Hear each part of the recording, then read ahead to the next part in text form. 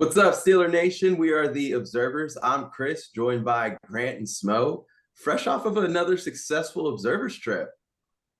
Undefeated, baby. Keep it going.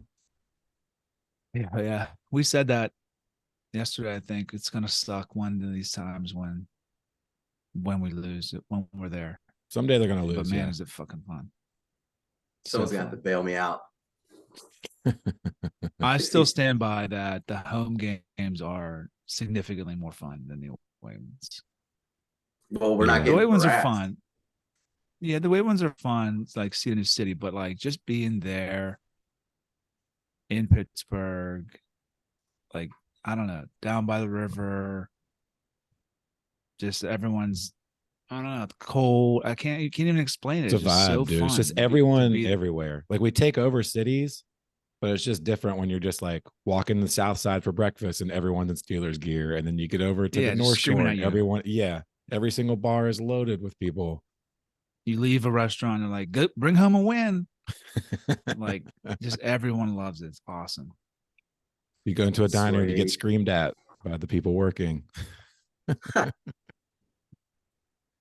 good. Glad y'all had a good time. I mean, all right. So I was able to observe, us scoring on the first two drives, which is unheard of for us over the last few Yeah. years. I saw, man, I would love to quit throwing DJ those combat catches. And my other takeaway, shoot, inside linebacker, we took some hits over the last few weeks. We Yeah. took both hits that we Yeah. couldn't take. I think that's devastating. Yeah. Like,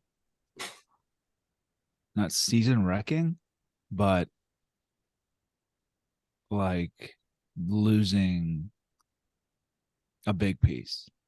That's how good and valuable they were playing. And I don't know what we'll do. Definitely a chink in the armor. We have that guy. I sent you all that video and you were like, huh? But that Michael Walker? He had like over 100 tackles last year. I think he played for the Falcons. Where did we get him? He was on the practice. He's been sitting there. Yeah, he's on the practice squad. Tomlin talked about it on his presser today that our practice squad, they're there, and this could be fluff, obviously, but it's like they're there to prepare them for this situation. So that's why we're not looking outside of the organization to like fill in. Maybe he can hit up Rodgers and be back for like the playoffs and get on his Achilles plan. Yeah, he said he's coming back after Thanksgiving. His wasn't torn. If he comes back, it wasn't torn. It was in half. You didn't see the video of it popping, like shooting up his leg? Playing, dude. Okay. Yeah, that was crazy. Is this the Jets Observers? You can't talk about another team. We're just showing respect. We're going to shut that shit down immediately. Good Lord. I wanted to start off this show, Chris, by seeing if you observed who RB1 was Sunday. Well, I mean, it's still a mix. No. I mean, we could call it whatever we need to. I'm calling it what Tomlin called it. Did you hear how he explained that? Warren was RB1. Did you hear how he explained that? I don't care how he explained it. I want to know what your takeaway is of why didn't they just keep it the same? Why did they feel the need to list it like that? I'm going to throw that back at you and ask if it matters. Both guys are successful. We need them both to do well. I always liked both of them. You were the one who always picked at Warren. Well, the reason I pick at Warren, one, he fumbles at a higher rate in which Najee does. And then two, on Warren's runs, it was very clear he wasn't getting touched by a linebacker or hit in the backfield. And Najee has no control over that. So in the last neither one of them gets hit in the backfield. That's true. And both of them are, and actually this is something that we should look at. And I'll keep talking on this, but both of them average over 5 yards a carry against Green Bay last week. So, I mean, what complaints are there? How could you really still determine who's RB1? Between the two, they rushed 31 times for 183 yards and 2 touchdowns. I just think combined, they're one amazing back. Yeah, because I'll be honest with you. If you talk to another team, every single one of them will tell you you have to plan for or stop Najee. Ever since his rookie year, everyone has been focused on Najee. So that type of attention, it's just a different space whenever you're Warren and you're coming in secondary because everybody has Najee top of mind. So when you're that guy and everybody is honed on stopping you and keeping you from taking over the game, sure, there's going to be opportunities for the other person that you overlook. That's fine. But at some point, teams are really going to be like, okay, maybe they will be like, okay, let's focus on Warren. Let's key on him. He hasn't gotten the same type of attention because he's not the same type of athlete that what Najee Harris is. That's a fact. But okay. I love them both. Okay. You don't love them both. You don't have to fucking say it. You don't love them both. I do. I absolutely do. And last year, the running backs gained an average of 4. Will you quit doing research during the show, stat boy? You should have this all done. I didn't. You can't be looking. You brought this up. You try to ambush me with this shit. We're just talking. We're just need to be pulling stats. I'm gonna bring it up. I was saving it. I was hoping that you didn't even see it. I was prepped. I was gonna say it. I was gonna send it to the chat, and I was like, "Nah, I'm gonna hit him my blind side him with it." I know Smo doesn't think Jordan Love played well. Chris and I do, but Smo was also seeing double half the game. I thought Love looked pretty good, and it's just glaring like how bad we need Minka back. I think him coming back, some of those not as good, but I thought Love was. I mean, I've never seen him play. What did you guys think? I thought he hit some big throws, and why were the wide receivers wide open that way? Wide open. But I mean, we saw that happen against the Rams. Nakua tore us up. Who else? I mean, there was someone on it for Houston that tore us up. So that's kind of typical. But I mean, the first touchdown he had in the corner of the end zone, that was a pretty nice throw, right? Yeah, even the other one. So I mean, he made those big throws, like what we were talking about, Grant. We want to see Kenny do that same thing. Yeah, I saw Tomlin made a comment. He has to do more, or has to dig deeper, or something like that. I just don't know if he can. I don't know. Dude, he doesn't seem to be as accurate as I thought, or we thought he would be. He does at times, but like he's just not consistent enough. Yeah, the consistency thing is odd because I mean we saw it in person in that must-win situation against the Ravens last year. I mean, he was lights out. He can throw it perfect. Like when he starts rolling, like he looks good and can sling it, but it's just a slog at times for him to get moving. You know what it is for me? I just want him to outshine the other quarterbacks because I'm tired of people talking trash about him. Like I go to the office and people are like, "Oh, what do you think about Kenny Pickett?" Yeah, we like him. And then you'll have those people that question it, and I'm like balling my fists up. It takes everything out of me to not have an HR. I mean, would you rather have the quarterback that went 21 of 40 through 2 touchdowns, 2 picks, and lost the game and looked better? But what you could say is, whose team's better? Like if you put Jordan Love on the Steelers, what would he do? I probably the same as Kenny. I'm not saying he would. I think Kenny is asked. I think a lot of it is mental. He's probably I mean, but we've seen that what he can do.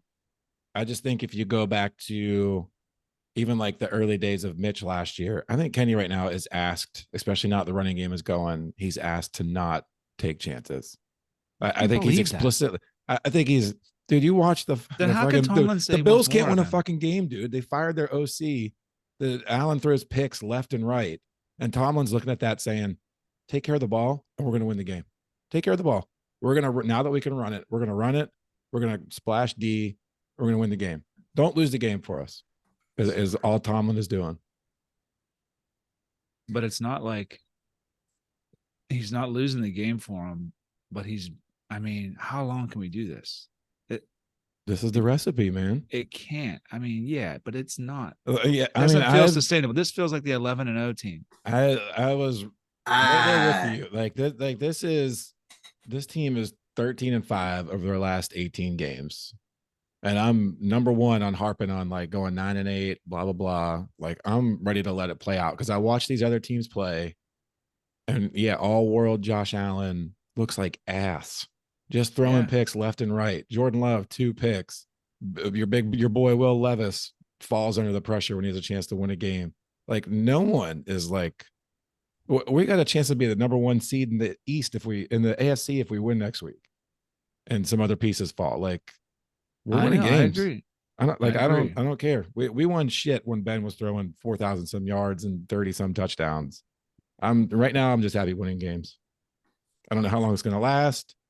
I think it'll be difficult to win a Super Bowl doing that. Like sure, but like that terrible Titans team a couple years ago went to the AFC title game, running with Derrick Henry and Ryan Tannehill at quarterback. Like there's different ways to win.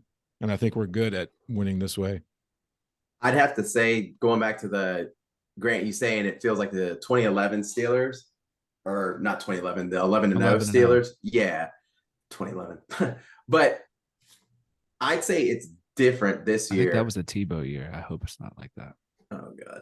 But I think it's different this year because of our running game developing the way that it is, the young talent that we've got. We are winning games, those 1-score games. We've got so much experience there. And hopefully Kenny just continues to grow throughout it. I mean, we're winning despite it. And Smo, to what we were saying, there are just opportunities where we could extend drives and throws are just missed. So like if we just like we could really strangle teams out if we just hit those throws or extend those drives, keep the defense fresh. So we're right there. If it happens, I mean, we're in a really good spot. And like you said, we have an opportunity to be first place in the AFC. And yeah, I mean, it's exciting times. I definitely want to, I don't know when you want to do it, but I think when we do the recaps, I'd love to talk about what's going on in the AFC North because it's pretty exciting, especially this week. Well, hold on. So I'm not complaining about like winning. Don't get it. Don't think that. It's just, I don't want to be fooled again. I just don't want it to be fool's gold. Like, I feel like Kenny's so close. Like, is this as good as he can be? He just needs to be a little better. I just think our game plans are tailored in a specific way at times. And so long as the offense is moving the ball and scoring, I don't really care how they score. Like they scored 2 touchdowns. That first Najee one, he was untouched from 7 yards out. Yep. Okay, go back to those 2 touchdown drives. And if those end up being like a 7-yard touchdown pass and a 15-yard touchdown pass and Kenny's 16 to 25 for 2 touchdowns, are you complaining about him then? Or are you like, hey, solid game, threw 2 tutties? Like to me, there's no difference in leading the team downfield, scoring with a run versus him just getting a 5-yard touchdown pass. I don't care about him throwing touchdowns.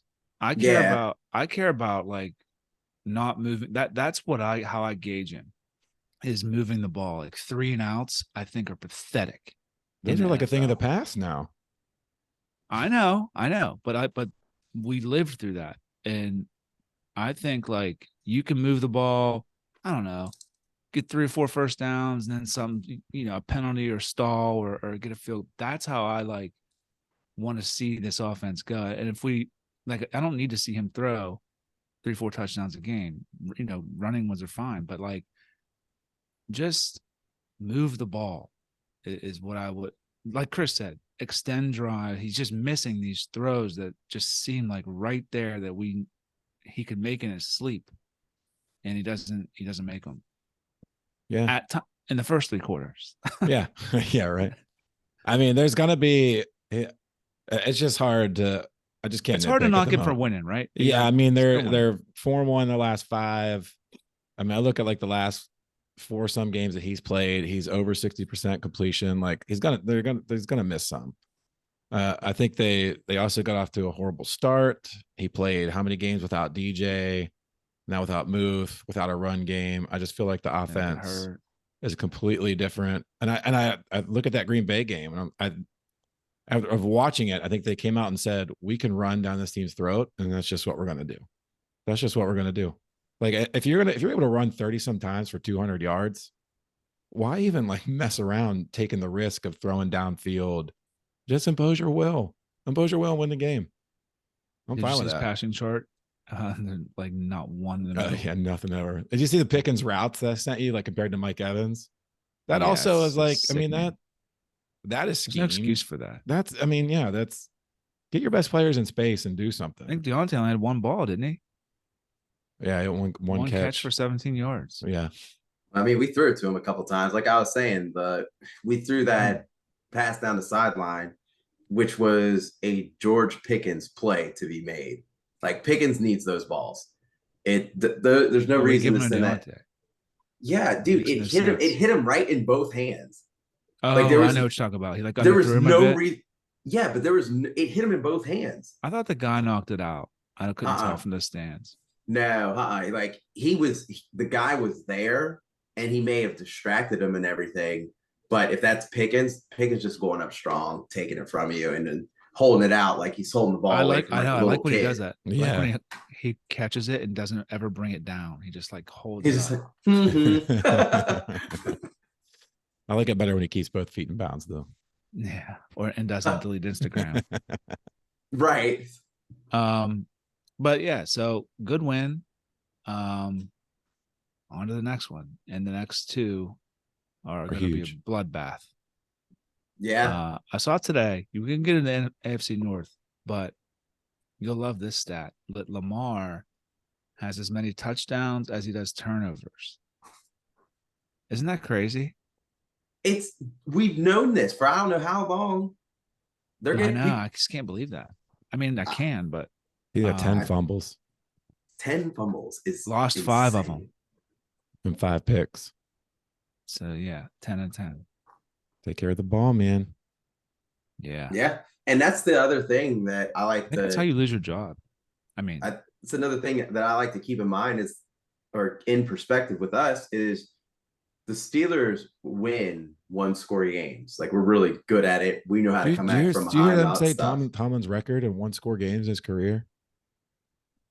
I thought I heard that. It's like 95, 54, and 2 or something like that. That's ridiculous. That's almost like every game that he coaches is a 1-score game, and he wins 75% of them. He must love that. I don't know, but it kills me. Oh man, you want to get your heart rate up? You know what I mean? Got your eyelids off. Well, so we had just that sealed away if that holding call wasn't called. When they had Pickens down the middle, they wouldn't even got the ball back. Oh yeah. Oh, they called pass interference on. Yeah, is that what it was? Yeah. Yeah. So I mean, the plays are there. Shouts to Canada because I mean we can't say he called a bad game. Yeah. Keep him there. Chain him there. Keep him there. Chain him there. Don't let him leave. But then, we got. I was going into the fact that, we win those 1-score games, but like the Ravens, they lose big leads, like quite a bit. Like they had it happen with the Colts too. Mm-hmm. I wonder why.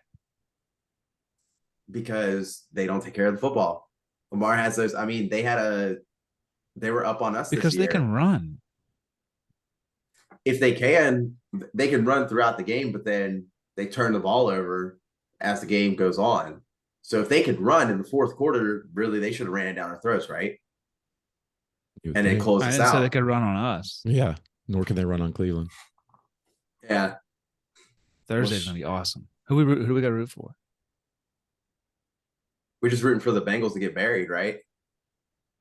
That's kind of how y'all explained it last week. I don't know. Now we might be able to take it. Yeah.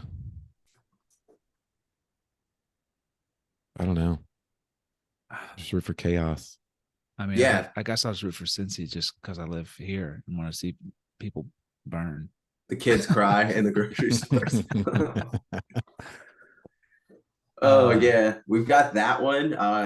Cincinnati has... Who told me that Watson had a boot on? Yeah, I did. Yeah, they just said that today. Yeah, I think we don't need to get into that yet. That's next show, but yeah, he's got a boot on. I mean, everybody lost but Cleveland, so like we finally got some help. during a week. Mm-hmm. Because this is like the first time. I wonder what it is for AFC North teams. How many weeks in a row we all won? I don't know, but I saw us lose one, win two, lose one, win two, lose one, win two. I called that out. Yep. Now the only thing I'll say, despite that, is that Cowherd left us out of the herd hierarchy because every time he's put us in, we've gotten blown out or lost the game. So he left us out of it. Thank you, Colin.